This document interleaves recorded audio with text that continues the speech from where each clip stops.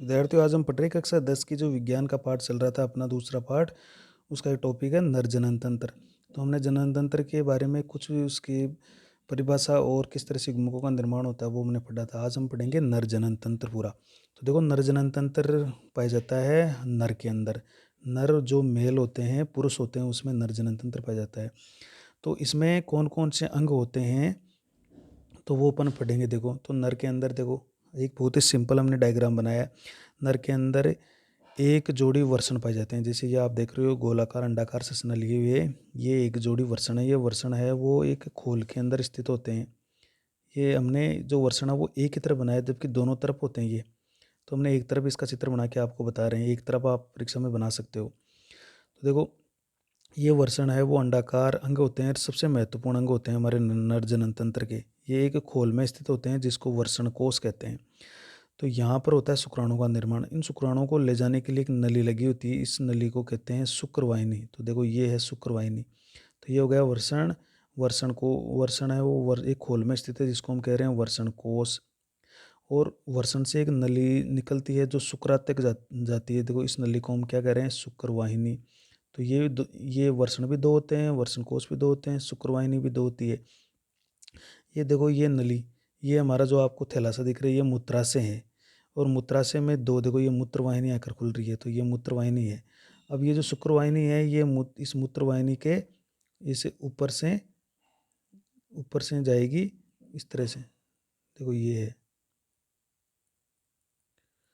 और इस तरह से आके यहाँ जुड़ रही है।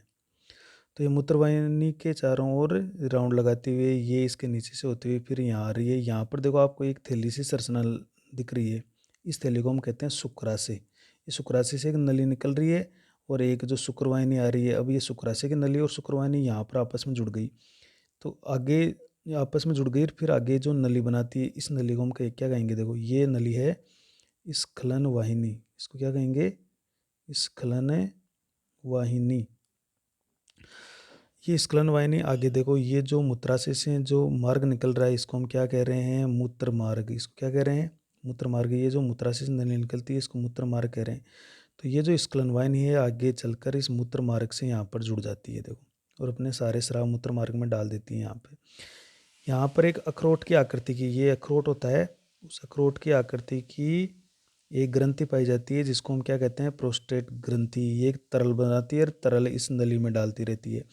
ये जो शुक्राशय, ये भी एक तरल पदार्थ का निर्माण करती है जो वीर्य का या शुक्राणु को पोषण देता है या ऊर्जा देता है, उनको गतिशील बनाता है।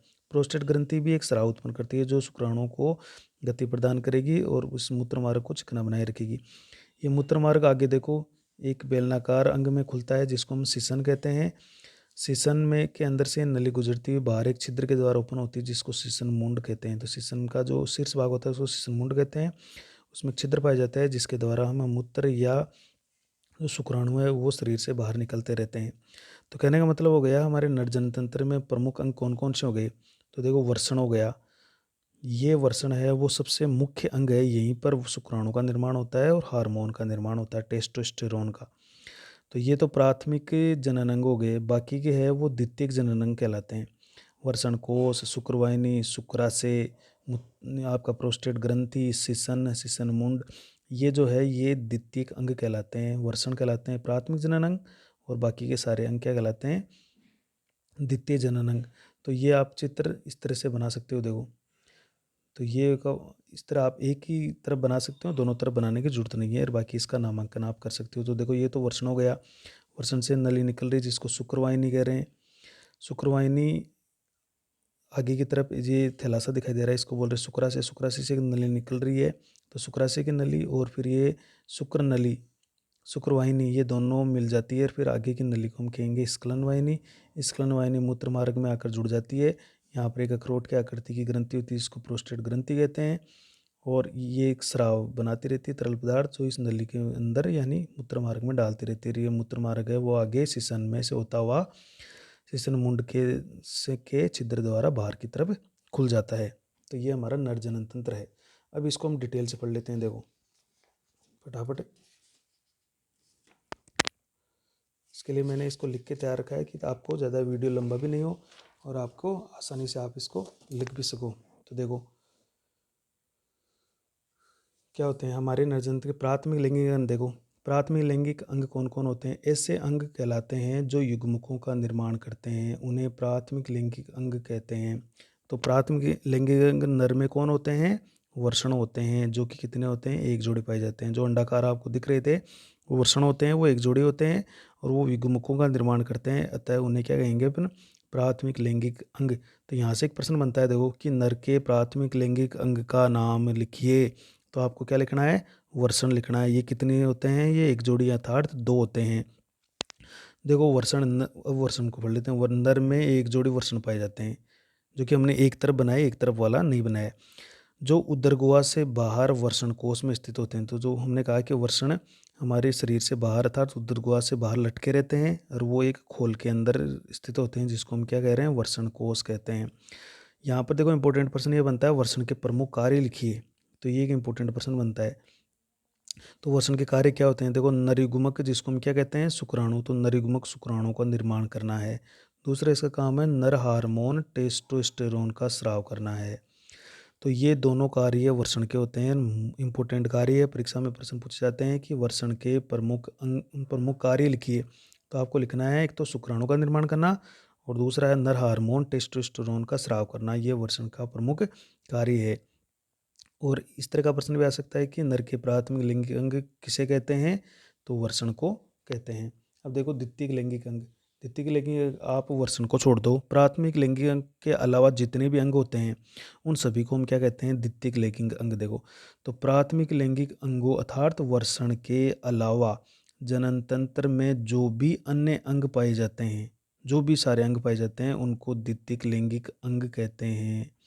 अर्थात जनन तंत्र में वर्षण के अलावा जितने भी बाकी के शेष अंग बच गए हमारे नर जनन तंत्र में, उनको हम कह रहे हैं द्वितीयक लैंगिक अंग।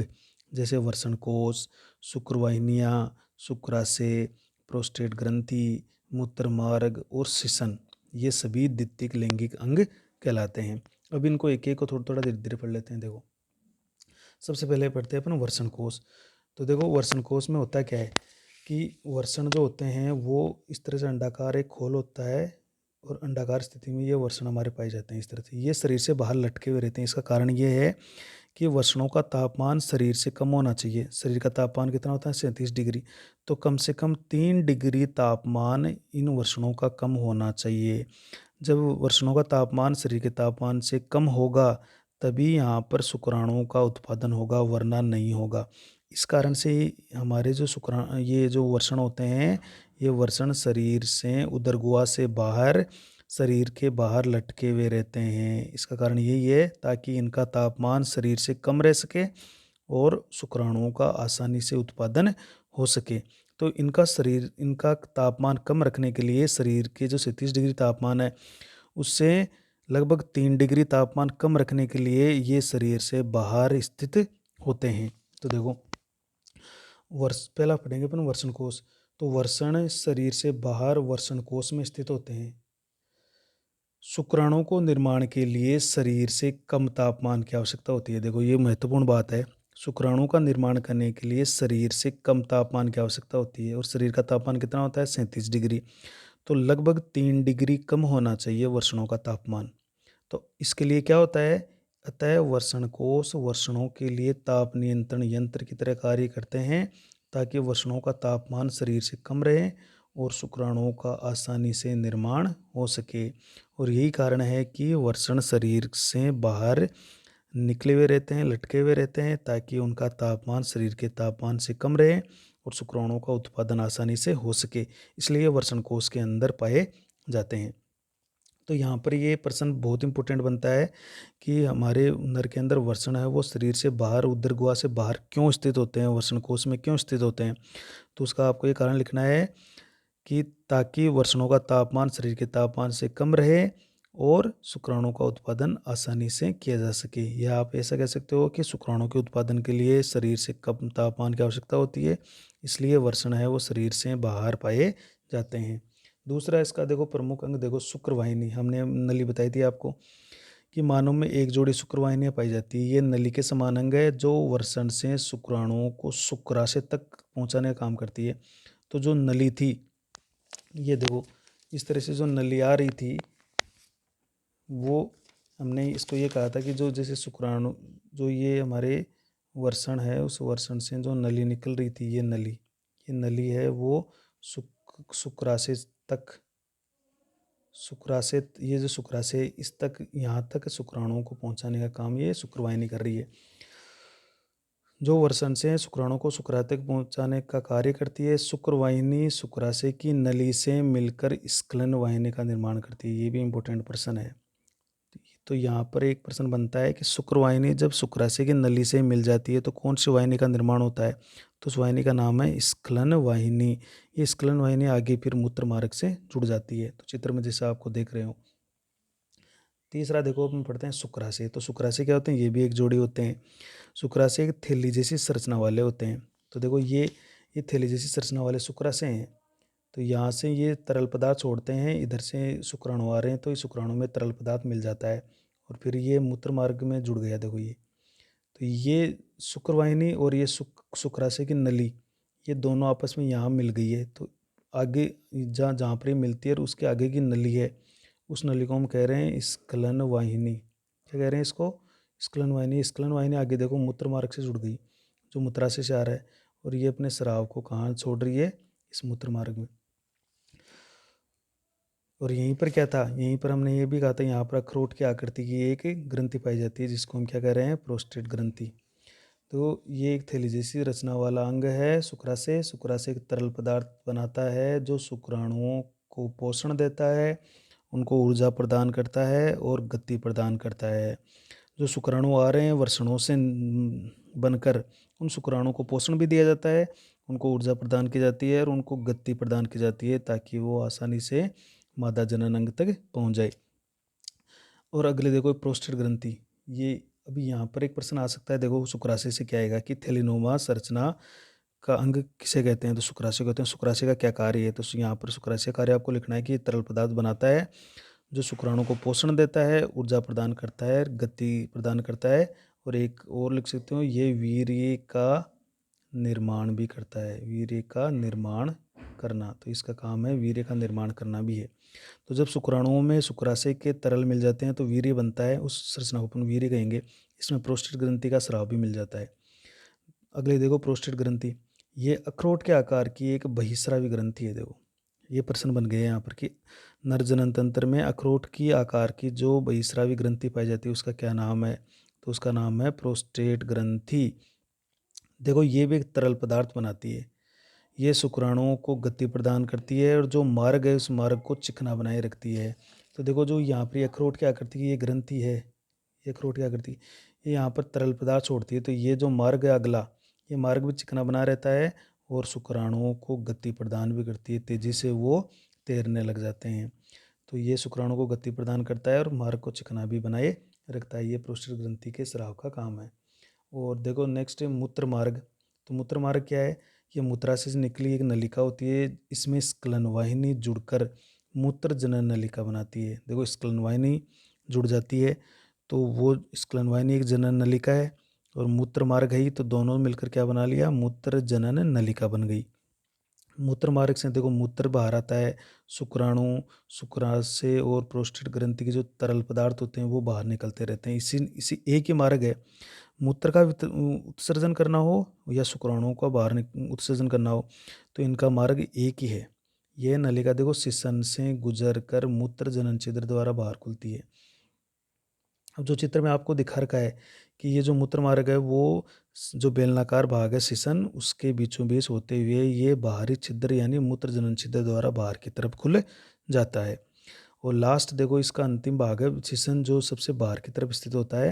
ये एक बेलनाकार अंग है, ये मूत्र उत्सर्जन के काम आता है और शुक्राणुओं को मादा जननांग से पहुंचाने का काम करता है। ये एक बेलनाकार अंग है जो कि क्या करता है? मूत्र उत्सर्जन में भी काम आता है, और जो शुक्राणु होते हैं उनको मादा जनन अंग तक पहुंचाने का आसानी से कार्य करता है। मैथुन के समय शुक्राणुओं को मादा जनन अंग तक पहुंचाने का काम सिसन, जिसको हम क्या कहते हैं? पेनिस भी कहते हैं अंग्रेजी में, वो काम करता है। तो ये इस तरह से आज हमने नर जनन तंत्र के बारे में पढ़ लिया। इसका देखो क्या क्या प्रश्न आते हैं इंपॉर्टेंट। इसमें एक तो प्रश्न ये आता है कि नर जनन तंत्र का नामांकित चित्र बनाइए। दूसरा प्रश्न ये आता है कि प्राथमिक लैंगिक अंग जनन किसे कहते हैं, उसका उदाहरण दीजिए। द्वितीय लैंगिक जनन किसे कहते हैं।